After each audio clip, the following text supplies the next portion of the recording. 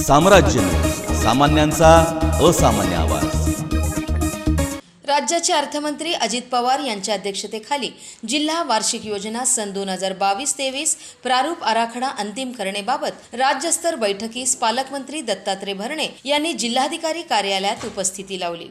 या बैठकीला आमदार संजय शिंदे, आमदार प्रणिती शिंदे, आमदार सुभाष देशमुख, आमदार राजेंद्र राऊत, आमदार शहाजी बापू पाटील यांच्यासह जिल्हाधिकारी मिलिंद शंभरकर, पोलीस आयुक्त हरीश बैजल, मुख्य कार्यकारी अधिकारी दिलीप स्वामी, पालिकेचे अतिरिक्त आयुक्त विजय खोराटे आदी प्रमुख अधिकाऱ्यांची उपस्थिती होती। या बैठकीनंतर पालकमंत्री दत्तात्रय भरणे हे खाली आले असता पत्रकारांनी बैठकीची माहिती विचारली। त्यावेळी जिल्ह्याला सुमारे 600 कोटीहून अधिक निधी मिळाल्याची माहिती त्यांनी यावेळी दिली। यावेळी पत्रकारांनी निधी कमी नाही का असा प्रश्न विचारला असता भरणे मामांचा अचानकच पारा चढला। मागच्या भाजपच्या काळातला निधी आणि कोरोनासारख्या संकट काळातला निधी पाहता निश्चितच जिल्ह्याला आम्ही जास्त निधी आणण्याचा प्रयत्न केला आहे असे सांगतानाच त्यांनी विविध योजनांच्या निधीचा पाढा वाचायला सुरुवात केली। जिल्हा नियोजन समितीच्या आज आपल्याला माहिती आहे की राज्यस्तरीय बैठक या राज्याचे उपमुख्यमंत्री आणि अर्थमंत्री अजितदादा पवार साहेब यांच्या अध्यक्षतेखाली नुकतीच आत्ता संपन्न झाली।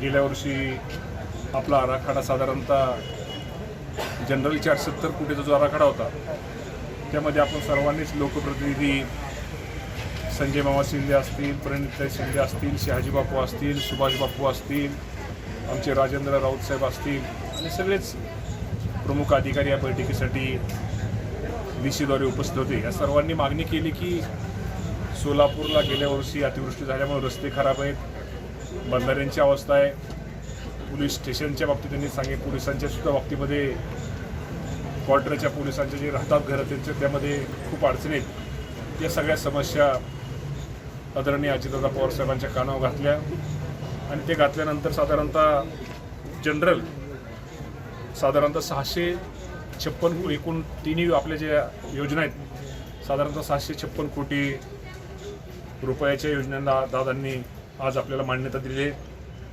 दरम्यान सोलापूर शहरातील पोलीस वसाहतीत नागरी सुविधा उपलब्ध करून देण्याकरिता परवानगी मागताच उपमुख्यमंत्री अजित पवार यांनी आमदारांना सहमती दिली आहे। शिवाय सोलापूरकरिता 600 कोटींचा निधी मंजूर करण्यात आल्याची माहिती आमदार प्रणिती शिंदे यांनी दिली। मी 2 मुद्दे मांडले की ज्या सोलापुरात पोलीस वसाहती आहेत तिथे कोणाला काम करायला परवानगी नाही आमदारांना, फक्त PWD किंवा होम। PWD तर काय खर्च करायला तयार नाही आहे म्हणून आमदारांना परवानगी द्या, तर दादाने देऊन टाकली आज प्राथमिक स्वरूपात। आमदार आता जेवढ्या पोलीस वसाहती आता तर माझ्याच याच्यात पोलीस हेडक्वार्टर आहे, केशवनगर आहे, कवितानगर, तिथे परवानगी दिली। आणि दुसरी गोष्ट आता खाजगी झोपडपट्ट्या जिथे रमाई लागू होत नव्हतं कारण का ती खाजगी होती घोषित असून सुद्धा त्याच्यासाठी पण दादांनी आता प्राथमिक स्वरूपात परवानगी दिली आणि सोलापूरला वाढीव आता 500 कोटीचा निधी मंजूर केला। दरम्यान महाविकास आघाडीच्या सरकारने सोलापूरकरिता वाढीव निधी दिला आहे, यावर समाधानी आहात का असा सवाल उपस्थित करताच कोणतीच प्रतिक्रिया व्यक्त न करता भाजपाचे आमदार सुभाष देशमुख निघून गेले।